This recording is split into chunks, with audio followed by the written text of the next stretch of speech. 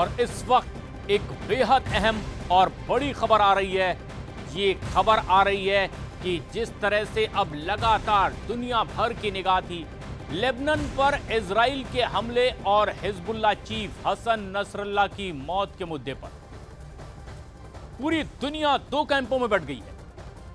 America ने कहा है कि इजराइल को अपनी रक्षा करने का पूरा हक है और रूस ने हसन नसरल्लाह के मारे जाने का सख्त विरोध किया है। चीन ने कहा है फौरन सीज फायर की जरूरत है। तुर्की ने कहा संयुक्त राष्ट्र को इजराइल को रोकना चाहिए, तो उधर लेबनान पर हमले बंद होने चाहिए। दूसरी ओर ईरान के सुप्रीम लीडर अली खामनेई ने कहा कि हसन नसरल्लाह की हत्या का बदला लिया जाएगा और इस तरह से पूरी दुनिया इस मुद्दे पर लगभग दो भागों में बंटती दिखाई दे रही है। अलग अलग देशों की अलग अलग राय। और अब ऐसे में यह बेहद अहम खबर कि लेबनान पर इजराइल का जो बड़ा हमला हुआ, हिजबुल्लाह चीफ हसन नसरल्लाह की मौत हो चुकी है और पूरी दुनिया में अब अलग अलग तरह की प्रतिक्रिया, खासतौर पर पूरी दुनिया दो कैंपों में बटी नजर आ रही है।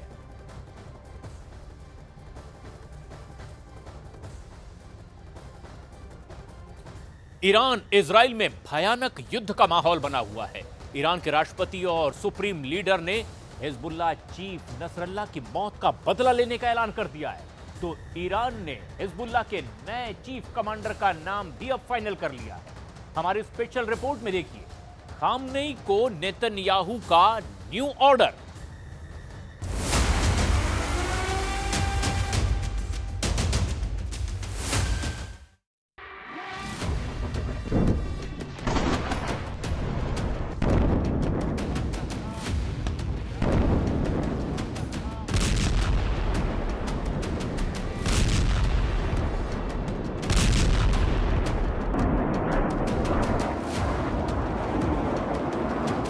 I have a message for the tyrants of Tehran. If you strike us, we will strike you. There is no place in Iran that the long arm of Israel cannot reach, and that's true of the entire Middle East.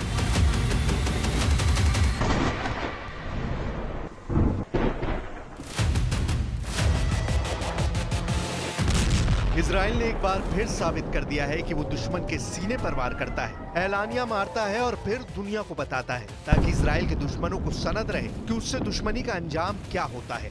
27 सितंबर को संयुक्त राष्ट्र महासभा में जब Netanyahu गरज रहे थे, Iran को दुनिया के लिए खतरा बता रहे थे, तब शायद ही किसी को अंदाजा था कि अगले कुछ मिनट बाद क्या होने जा रहा है। And last April, for the first time ever, Iran directly attacked Israel from its own territory, firing 300 drones, cruise missiles, and ballistic missiles at us. I have a message for the tyrants of Tehran. If you strike us, we will strike you. There is no place.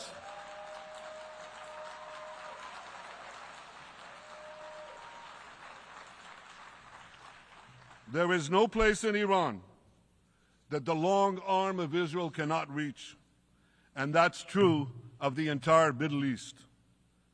Far from being lambs led to the slaughter, Israel's soldiers have fought back with incredible courage and with heroic sacrifice. And I have another message for this assembly and for the world outside this hall. We are winning! UN में Netanyahu का भाषण खत्म हुआ। भाषण के बाद वो अपने होटल में पहुंचे। नेतन्याहू ने हॉटलाइन पर ऑर्डर दिया और बेरूत में बारूद बरसने लगा।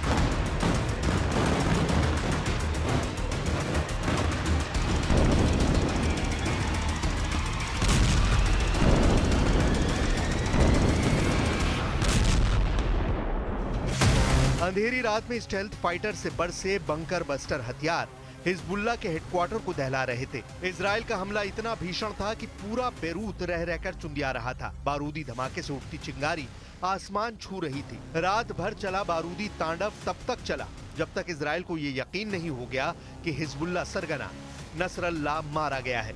इजराइल का ऑपरेशन न्यू ऑर्डर जब कंप्लीट हुआ तब तक पीएम नेतन्याहू फोन पर अलर्ट थे। ये तस्वीर इजराइल के पीएम ऑफिस ने जारी की, जिसमें नेतन्याहू नसरल्लाह के खात्मे की तस्दीक तक फोन लाइन पर बने हुए थे। नसरल्लाह को मौत देकर इजराइल ने दुनिया को उसके आतंक से खौफ न खाने का मैसेज भी दिया।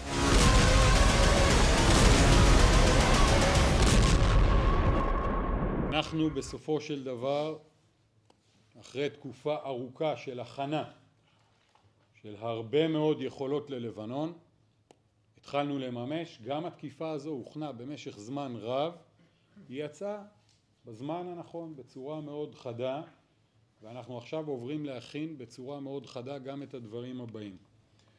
בסופו של דבר, אני מדגיש עוד פעם, מוכנות שיא בכל הגזרות שלנו, כל הכוחות, כולל חבירה לארגונים האחרים, צריך להיות תיאום מאוד טוב, מוכנות מאוד טובה. हिजबुल्ला चीफ की मौत ने खाड़ी युद्ध को विध्वंसक विस्तार दे दिया है, जिसमें अब ईरान की अघोषित एंट्री हो चुकी है। नसरल्ला की मौत का अपडेट तेहरान पहुंचने के साथ ईरान के सुप्रीम लीडर अली खामनेई को सीक्रेट लोकेशन पर ले जाया गया। ईरान में हाई लेवल मीटिंग के राउंड पर राउंड चल रहे हैं। سرنوشت این منطقه را نیروهای مقاومت و در رأس آنان حزب الله سرافراز رقم خواهد زد. مردم لبنان فراموش نکردند که در روزگاری نظامیان رژیم غاصب تا بیروت را زیر چکمه قرار می‌دادند. ईरान क्या करने जा रहा है? सुप्रीम लीडर अली खामनेई का वॉर प्लान क्या है? इजराइल से बदला लेने के लिए अब ना हिजबुल्ला का कोई टॉप कमांडर बचा है, ना ही हमास का। हमास चीफ याह्या सिनवार जिंदा भी है तो सामने नहीं आ रहा। तो क्या ईरान इजराइल डायरेक्ट युद्ध के मैदान में उतरने जा रहे हैं? ईरान के सुप्रीम लीडर अली खामनेई ने ऐलान जो किया है उससे साफ है कि अब आमने सामने का युद्ध तय है, क्योंकि नए हिजबुल्ला चीफ का चेहरा तय हो चुका है। मीडिया रिपोर्ट्स के मुताबिक नए हिजबुल्ला चीफ के तौर पर सामने आ रहा नाम हाशिम सैफुद्दीन का है। सैफुद्दीन हसन नसरल्ला का चचेरा भाई है। हाशिम हिजबुल्ला की पॉलिटिकल विंग का लीडर है। नसरल्ला की तरह ही हाशिम भी मौलवी है। शिया नेताओं की तरह काली पगड़ी पहनने वाले हाशिम को 2017 में अमेरिका ने टेरर कमांडर घोषित किया। हिजबुल्ला के करीबी सूत्रों ने कहा है कि नसरुल्लाह के उत्तराधिकारी माने जाने वाले हाशिम सैफुद्दीन शुक्रवार के हमले में जिंदा बच निकला।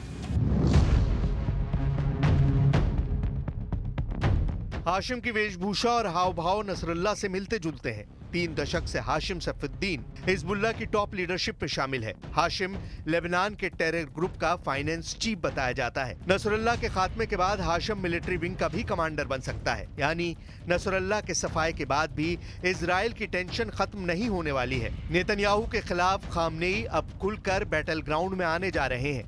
ईरान इजराइल का टकराव पूरी दुनिया को खतरे में डाल सकता है। वजह दोनों देशों के हथियार और मिसाइल पावर है। इजराइल के पास एटम बम है तो ईरान एटम बम बनाने का सारा सामान जुटा कर बैठा है। ईरान और इजराइल दोनों देश कई ऐसे गुप्त हथियार रखते हैं जिनकी भनक तक किसी को नहीं, मगर दोनों मुल्क के बीच जमीनी फासला इतना है जो युद्ध को किसी भी तरफ मोड़ सकता है। इजराइल ईरान से 2100 किलोमीटर की दूरी पर है। दोनों देशों के बीच इराक, जॉर्डन और सीरिया भी बसे हुए हैं।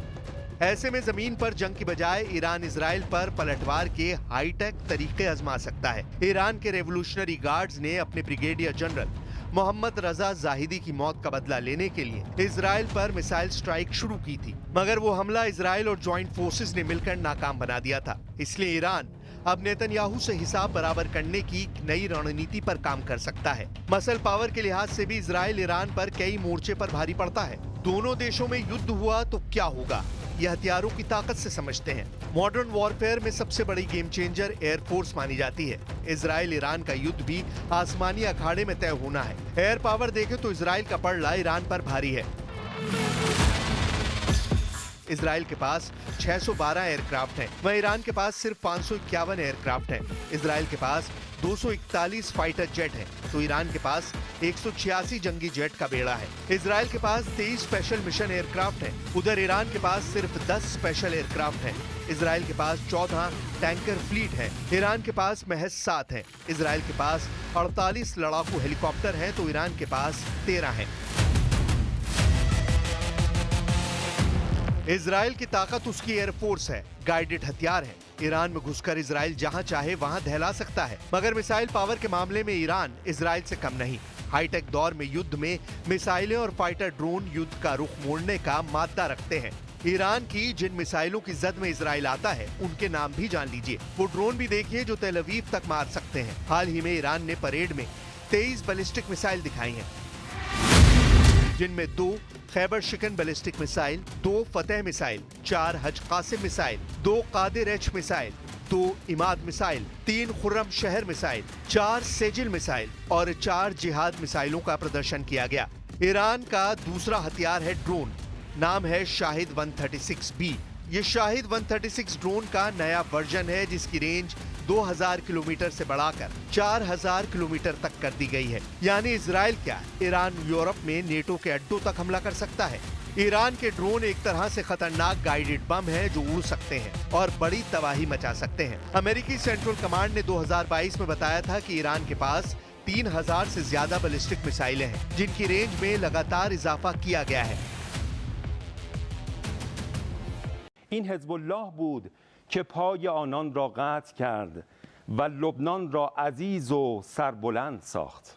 امروز هم لبنان به حول و قوه الهی دشمن متجاوز و خبیث و روسیاه را پشیمان خواهد کرد.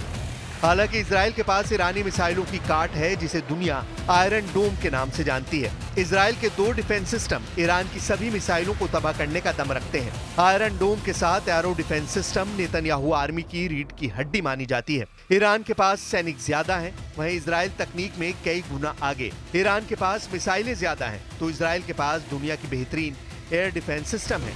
ऐसे में ये युद्ध मुकाबले का होगा। अगर इजराइल मुश्किल में पड़ा तो एटम बम नेतन्याहू का लास्ट ऑप्शन होगा, लेकिन परमाणु हथियार चलाने की नौबत अमेरिका आने नहीं देगा। ईरान के औपचारिक युद्ध के ऐलान के साथ ही सुपर पावर इस अखाड़े में इजराइल के साथ होगा जिसकी ईरान से जानी दुश्मनी है। अमेरिका के खौफ के चलते ही ईरान ने अब तक इजराइल से जंग का ऐलान नहीं किया है। सुप्रीम लीडर अली खामनेई के संदेश से भी ये साफ है कि वो फिलहाल अपना लड़ाका ग्रुप से इजराइल को सबक सिखाने की रणनीति आजमाएंगे। मुमकिन है अब इजराइल पर हूती, हमास और हिजबुल्ला और शिया मिलिशिया का ज्वाइंट अटैक शुरू हो। सीरिया और इराक फ्रंट से भी नेतन्याहू के लिए बड़ी मुसीबत आने के सिग्नल मिल रहे हैं।